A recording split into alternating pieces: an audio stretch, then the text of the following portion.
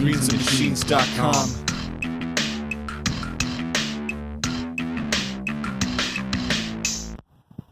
Well folks, it is a nice day out.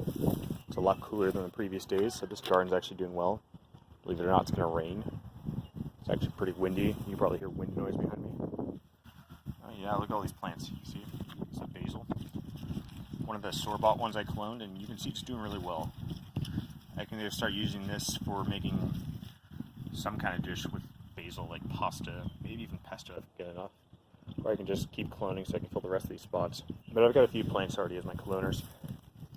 Red Russian Kale, kind of frail looking. I think it's because the nutrient balance is off. It'll do fine. I mean, if you look down here, we got another plant that's actually out of control right now. Swiss chard, looks good. Get rid of this and jump real quick. Lettuce, it's probably one of the big lettuces. Looks fantastic. Hope it gets a little bigger before I harvest. This one's I guess it was a Bok Choy, and now it's going to seed. I'll remove it pretty soon. The younger lettuce here, as I mentioned, I have clones. Oh yeah, more kale. Swiss chard and a lot more kale. I like having kale in the system, it does well. Another Swiss chard, more kale. So I found basil does really well in the system. Swiss chard doesn't do bad either, despite it growing a taproot. Lettuce seems to do well if it gets a good rooting. Here's another lettuce. Same variety. More basil. Kale. This is a mint. This is the first time me trying to grow mint hydroponically, and it seems to be doing okay. Take a look at that root system here. Yeah, that's kind of nice. And then we have a tomato here, cherry tomato. It's growing out of control. I'll probably put a picture up showing how it looked when I first put it in here, but oh my goodness, look at this plant. I pull up to show you the roots, but then they probably won't go back inside. So yeah, here's some newer plants I'm germinating, mostly lettuce seedlings. Hopefully they take root and I can throw them into the system. That would be excellent. Maybe a better angle of the sun. Here's another tomato plant I just got in here. You see it's got some roots. Ideal, very ideal. It'll look as big as the other one within the next 2 weeks, I guarantee it.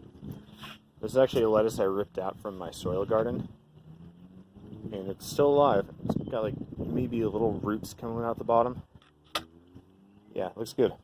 So as we can see, our filled pipe here doing great for the little plants, and then the 1-inch ones help them develop along. And then as we go lower, we have the plants that I don't put any spacers in. So here's the lettuce root system here. Look at that. That's nice. It just sits along the bottom and absorbs all the nutrients. Get it back in without damaging the roots. That's the hard part. Once the plant gets developed, it gets harder and harder to move the roots around. This chart here. Look at those nice red roots here. Isn't that awesome? Kale. Yeah. Coming along like that. So yeah, as long as nothing dies. Next week is supposed to be really nice after like a few days of rain. Nothing higher than 80 degrees. Because the last 2 days was 90, 97 degrees. Ridiculously hot. Nearly like killed the lettuce in here. But they lived, and hopefully nothing else bolts. We'll see you next hydroponic update on Greens and Machines.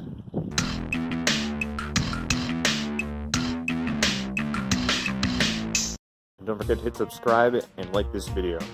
And you'll see more updates like this in the future. If you have any questions on how the system works or how to build it, leave them below and I'll make future videos regarding it. Thanks for watching, everyone.